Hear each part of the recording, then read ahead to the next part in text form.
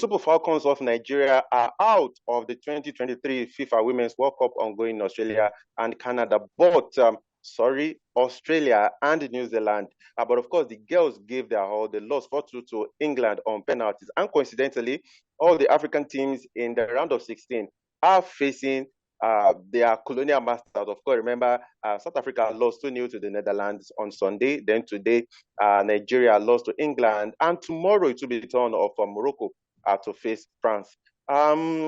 Kayode, it's actually mixed feelings right now. The girls gave their all. No one expected they would get this far. But the game against England is something that you and I were discussing before we came on the recording, and we said that they could have won this game, particularly after Lauren James was shown a red card.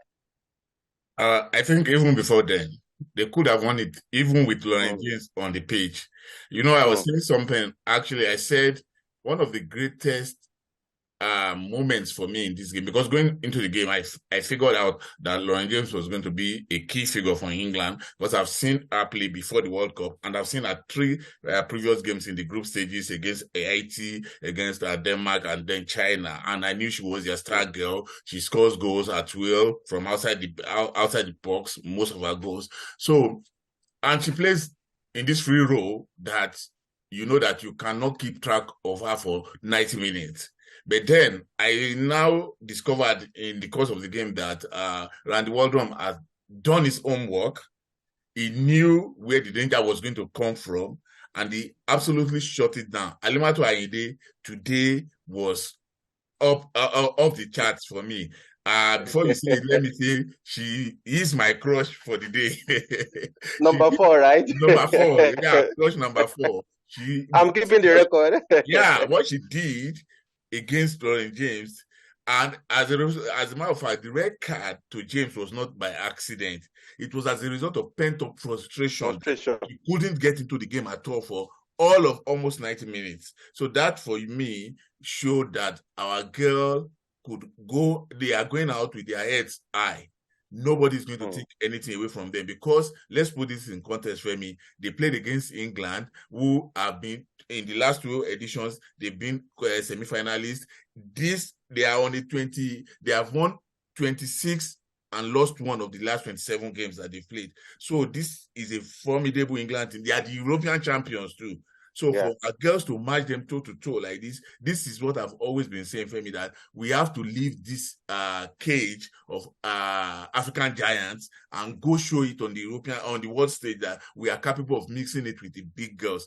I think this was the best game of the competition so far. I may be wrong, probably because I'm Nigerian, even though you don't think so. Half Ghanaian, half Nigerian. Even though you don't think so. But for me, this was the game of the tournament so far. I'm not sure what's going to happen next, but I think our guests did very, very well, regardless of the outcome of the penalty. Okay, of course, James Agberebi is also here. James, Nigeria will have been tuning up against England. Of course, we saw that thunderbolt from Ashley Prompter, but unfortunately, he struck the crossbar earlier in the game. And of course, we also saw another error from Uchenna Kanu, which also struck the bar. James, England are ranked 4th, Nigeria are ranked the 40th for this competition, but we're close to creating perhaps the biggest upset in this competition. Femi, I know that all of us want to say congratulations to the Falcons, but deep down, it's really painful to me, honestly. I mean, this was so close for them. Like, I don't know when Nigerian team, they find it difficult to always take advantage when it comes to playing one man down. Remember what happened in USA 94 against Italy, against Ghana in 2008? We had the advantage. We don't seem to just take advantage when it comes to all these things. I don't know if, I didn't mean it was the other way around. I don't know whether the Falcons would have been able to hold out for that period Lauren James went off. I don't know if the Nigerian player had been sent. I don't know if we would have been able to hold on. Because the team will have been able yes, if there's one thing about this team that I love, about the Super Falcons, is their doggedness, that their tactical play. You know that there's a huge improvement. But one aspect which I feel let them down in this tournament, I think the attacking third was not it for me in this competition. In terms of the goal, we have one of the best goalkeepers in the competition. The defense line, one of the best. in 4 games, Nigeria did not concede in 3. It has never happened before since they've been attending the World Cup. But I feel like the attack didn't really do justice to the team at all. I mean, there are some chances, though they are unlucky in some aspects because the ball hit the bar.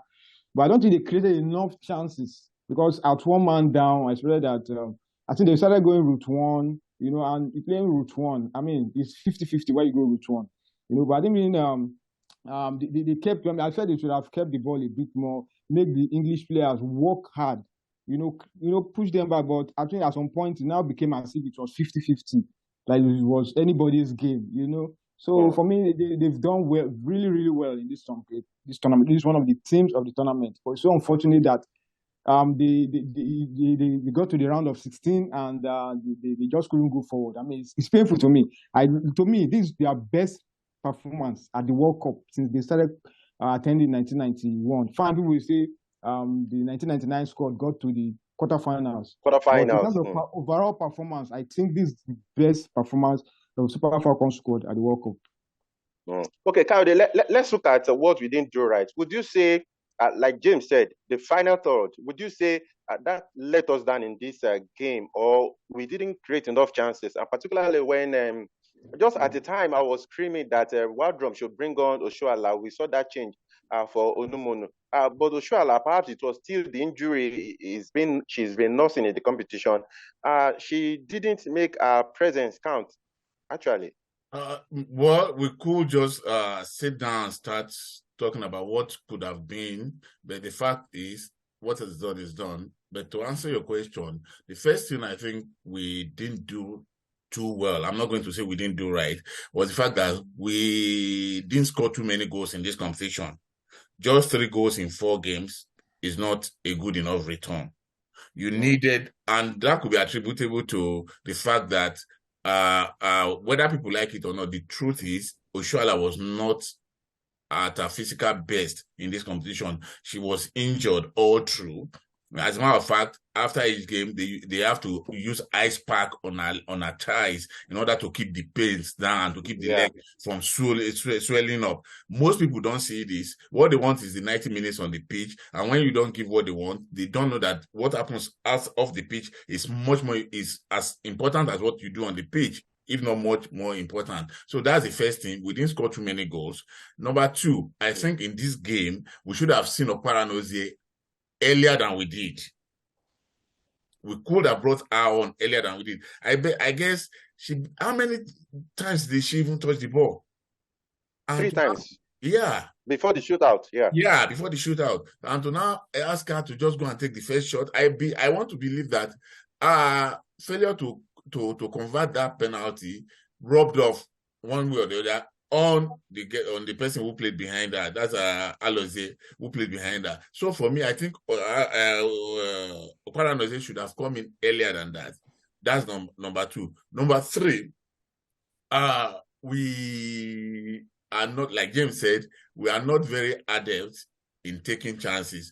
I won't fault Waldrum on that, because what he did was, at the point where we were like, if we were going to play like underdogs, he would have just been satisfied with seeing out a draw. But when he threw on Oparanozie, he showed an attacking intent, that he wanted to attack. But my own fault with him was that he should have brought her in earlier than that. If he had done that, the pressure would have been much more on the central defenders or the English central defenders, which we didn't see much of, because Oshoala's presence was a threat. But if we had Oparanozie still on the game in the game too, that would have been like an added advantage for us. So I think off the top of my head, these are the 3 things I could easily remember. Probably as the show goes on, I might remember some more. Okay, James, let's talk about the penalty takers. I was expecting that, if you ask me, aside from Asisat Oshoala, among our 4 players, I would choose Rasheedat Ajibade. I was expecting someone like Rasheedat Ajibade perhaps to be the first of the penalty takers, but Waldrum going for Oparanozie, I wouldn't fault that. But again, when I saw Alozie turning on her left leg to take the kick, I knew something was wrong immediately. But James, let's talk about the penalty takers. Would you think that Oparanozie taking the second kick after losing the first one. Do you think it was a wise decision? Femi, they've already picked who and who is going to take the penalties. so that's just it. If so I don't mean the one now won't be saying all this, but no, I'm looking at maybe we'll have maybe decided to go for maybe Rashida Ajibade, another forward player. There's a possibility that Ajibade too would have missed. So sometimes this thing you can't just write them. It's unfortunate. Femi, let me say something. Obviously, you probably didn't play too much football. See, when issues like this happen, when you get to penalty. I did. I played for Real Madrid for a month. Oh, that is your dream. When issues like this happen, when you get to penalties, the first thing the coaching staff does is they ask for volunteers. Mm-hmm. Yes, they ask for volunteers who wants to play. Then, based on their past experience with these players, they could now say, oh, okay, if there are more than 5 players who indicate they want to play, you don't force people to take penalties, Femi. You ask them who wants to play. Show by raising up your hand. Yeah, you are bold. Yeah. You can take the penalties. So when you now have your 5, okay, maybe you have more than 5 people who have indicated, you now decide that, okay, in trainings, this person played more penalties and is likely going to score. You now begin to prune them down. One person I felt could have been on the list was Tony Payne, because she was always the one taking all her set pieces. I felt she would have scored, but she had been taken off towards the end of the game. That, for me, was like one of the things I felt was not. But then, probably she got tired. The coaches see them more than we do. They know their abilities and capabilities. So, I'm not going to fault the coach for removing her. But I'm just saying, if she had been on the pitch, probably she would have been one of the penalty takers. But like James said, Fabi, there is no science to this thing. The greatest players ever have all missed penalties at one point or the other in their career. So, I don't, you know what I did? When it was penalties, I just shut off. I don't, you know why? It's not that I'm scared, but I know from experience that penalties don't go according to form. I had a youth coach when I used to play as a younger person. He would tell you that once it comes down to penalties, that God has left both teams.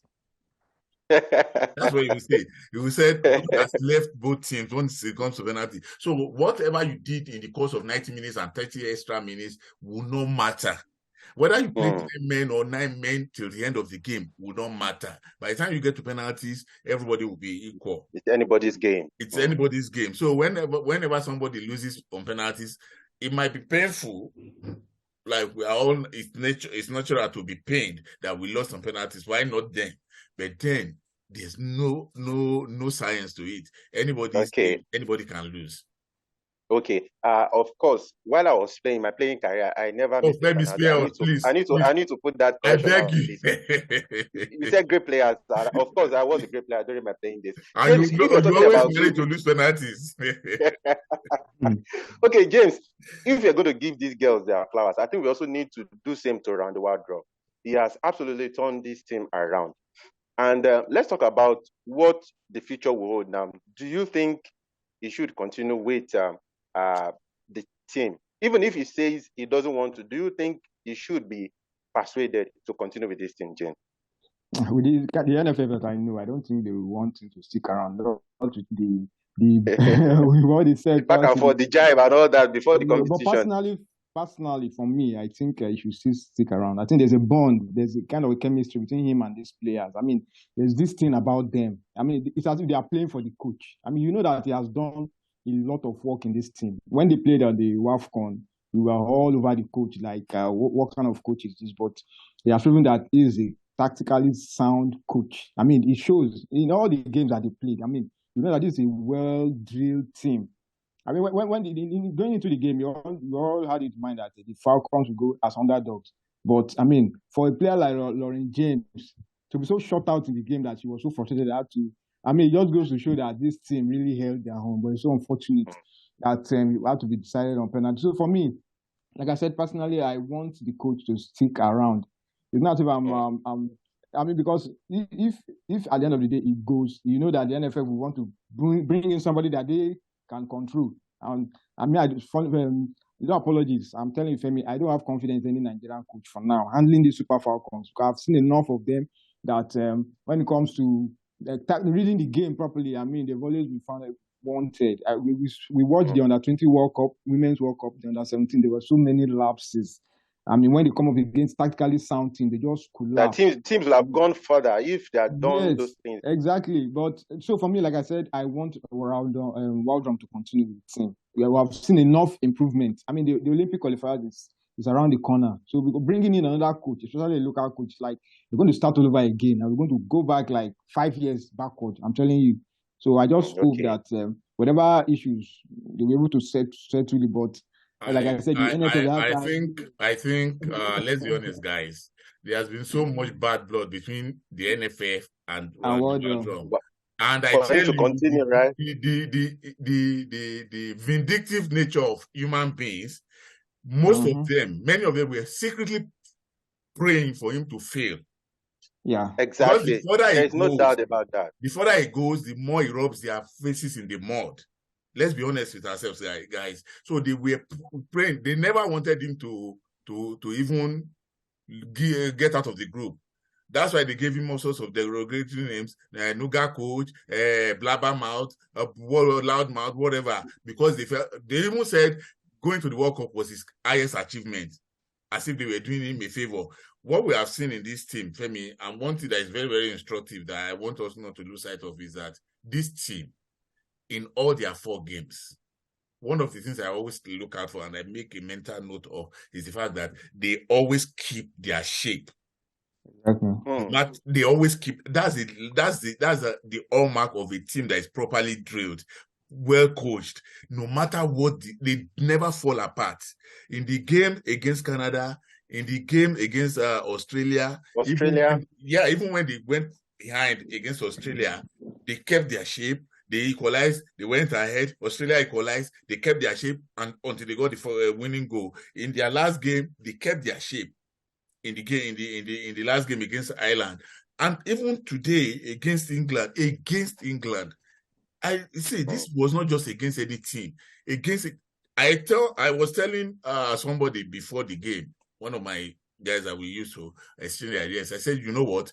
The English have won their 3 games so far in the competition. They played Haiti, played Denmark, and China.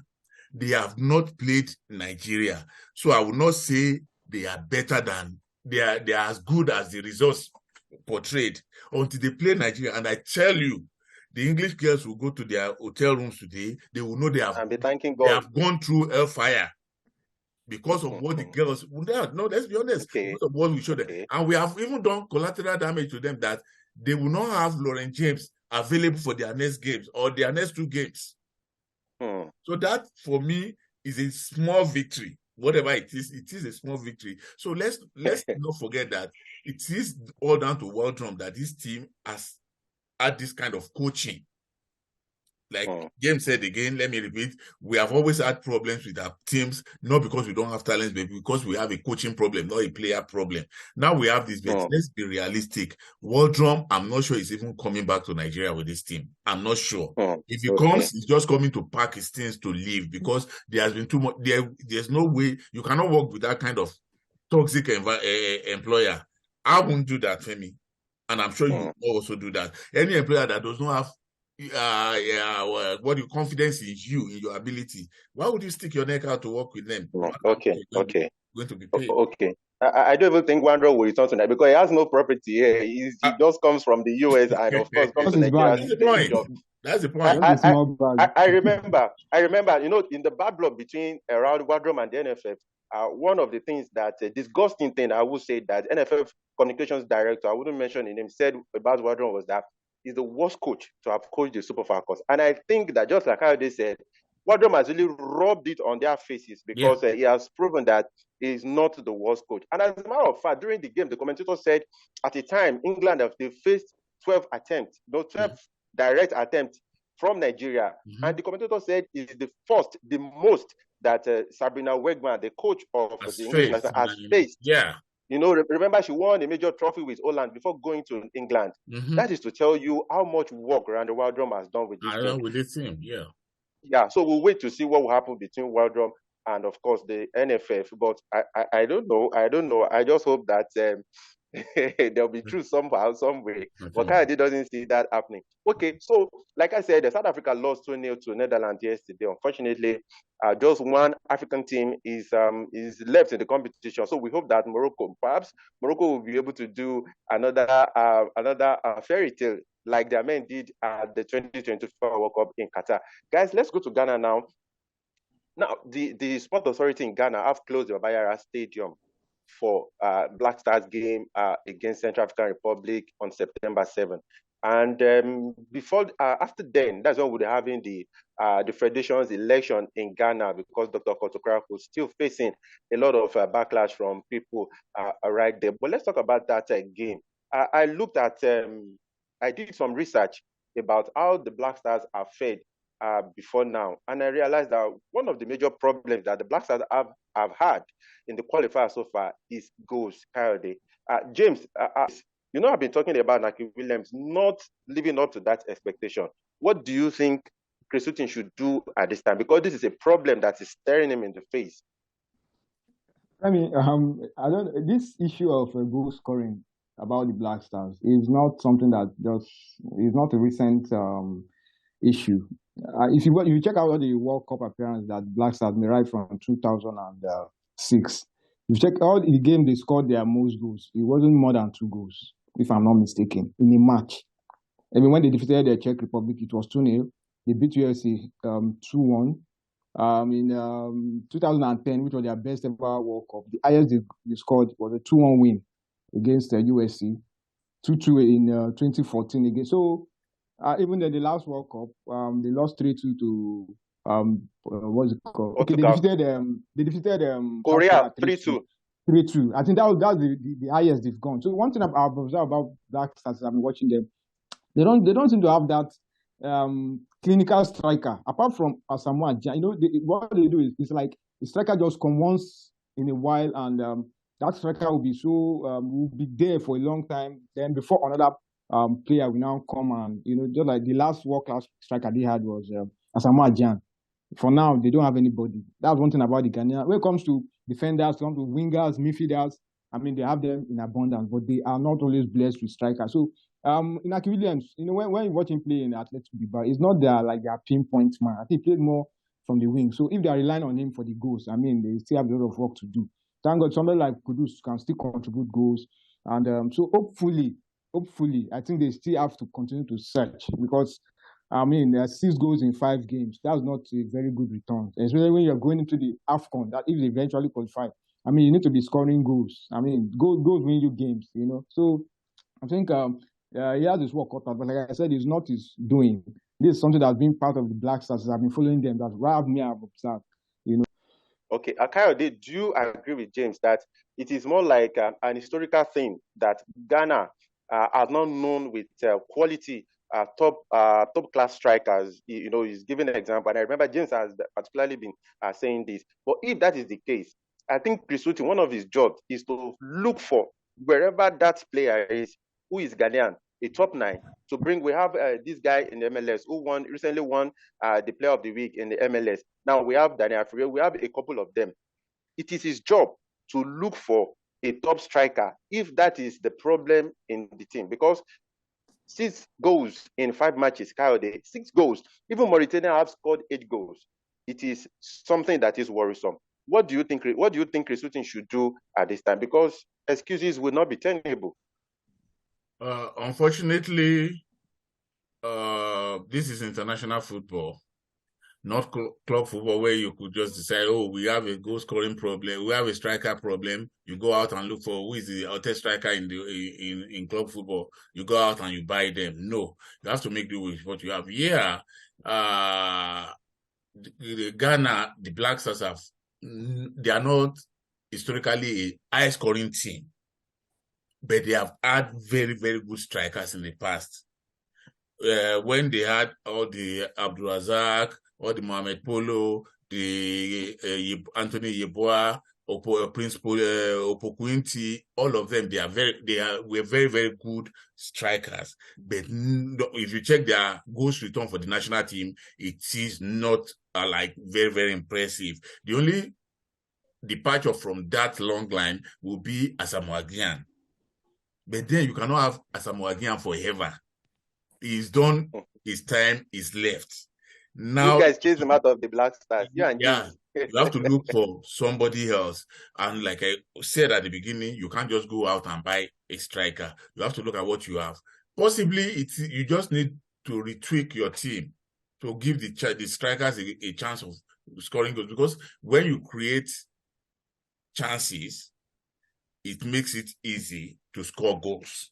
But if you don't create chances, even if you have a Pele and Maradona in attack, it will become difficult for them to score. So you have to look at before you look at the attack, you have to look at the midfield. The stats would have been complete if you have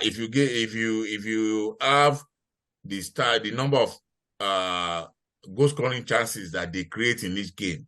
Femi, as a striker, you thrive on the chances you get. There are some strikers who will get 5 chances, they will score 4. Some will need 20 to score 1.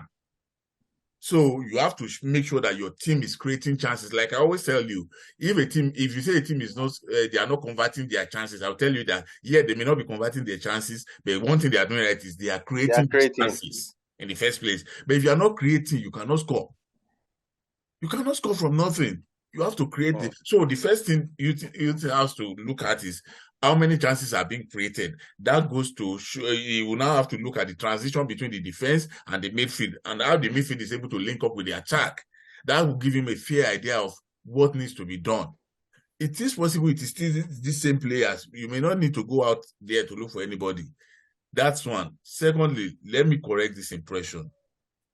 When was the guy from Spain that came to play for them at the World Cup?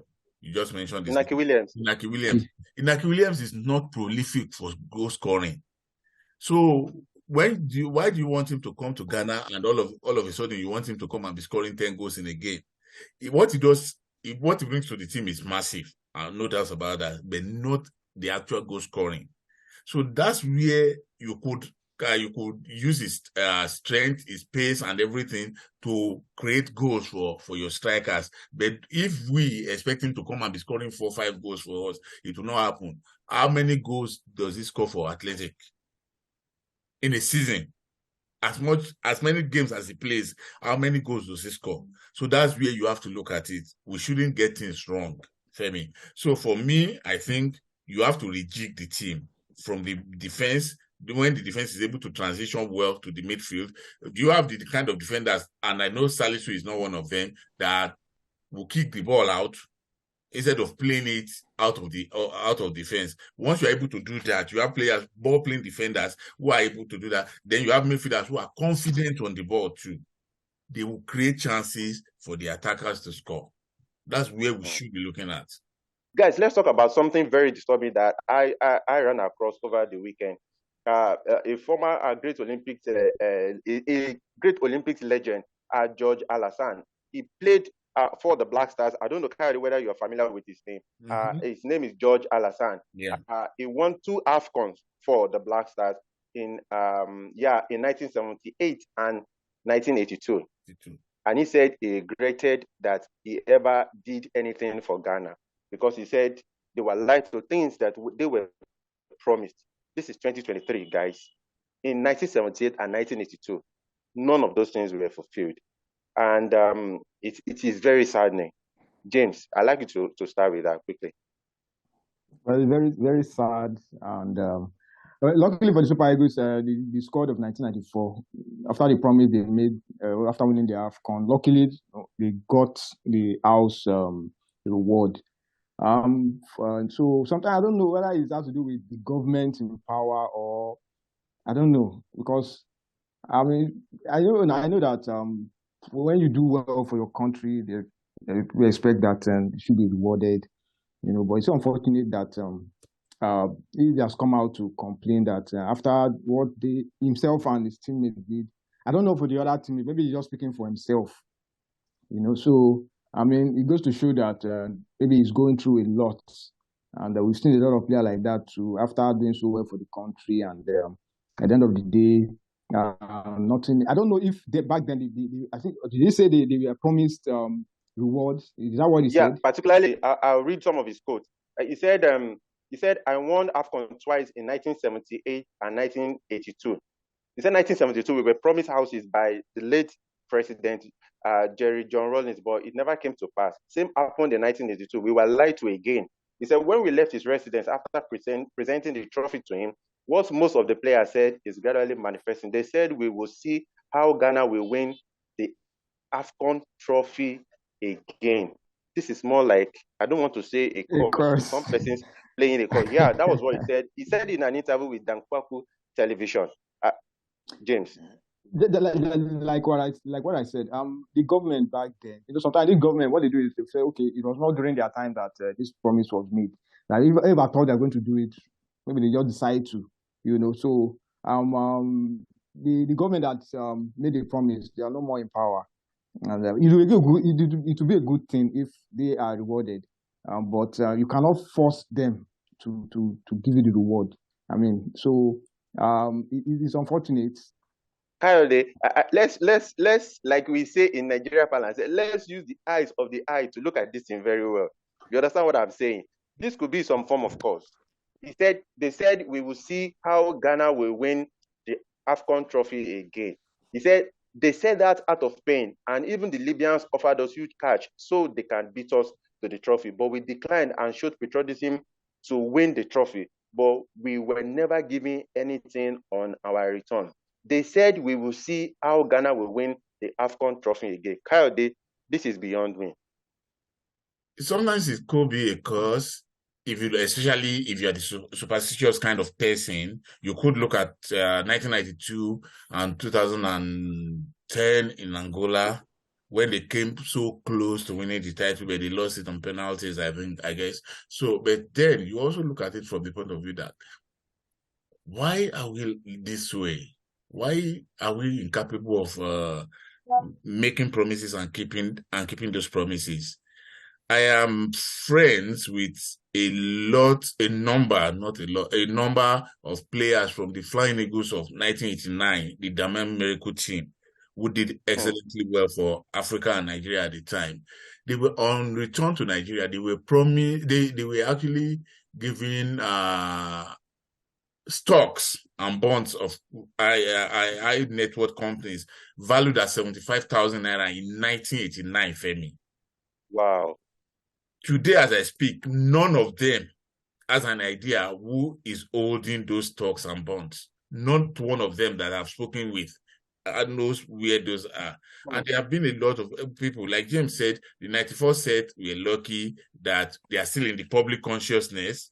So we'll still talk about the Super Eagles of 1999, 1994. So it was easy to raise a public outcry and for government to redeem that, like, how many years later, 94 to 2000 and whenever, some of them are still just getting their houses now. And I remember the 1985 Golden Eagles, it wasn't until 2015 that they were publicly honored by the president, by the government of Muhammadu Buhari.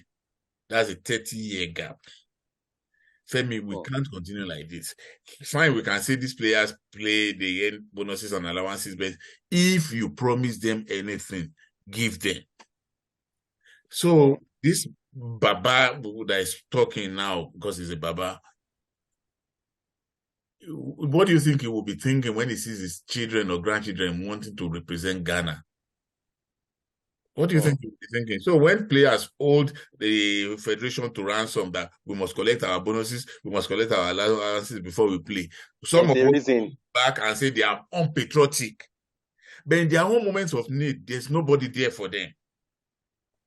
It's a very sorry case. I think I would advise the GFA to look for some of these players and look for how to pacify them. We can't say maybe if it is a cause or if it is a jinx, it might be lifted. Okay, so like I said, tomorrow, France will be taking on Morocco. We hope that Morocco will be able to cross all the other African teams have failed to to pass in the ongoing FIFA Women's World Cup in Australia and New Zealand, so that at least we will have some representation in the quarterfinal. Guys, thank you for coming on the show today. Thank you for your insightful analysis as always. Thank you. James, thank you for coming through. Always a pleasure, friends. Okay, so of course we also heard that Mohamed Kudus, Ajax, they've reached an agreement with Brighton and Hove Albion in England, the Premier League, for his services. We'll keep our fingers crossed as far as that is concerned. The transfer window is still very much open, I think, till the end of August. So anything can happen. It would be massive news if Mohamed Kudus can move to the Premier League. So to our fans around the world, I appreciate you so much for keeping faith with Nigeria Super Fans Forum.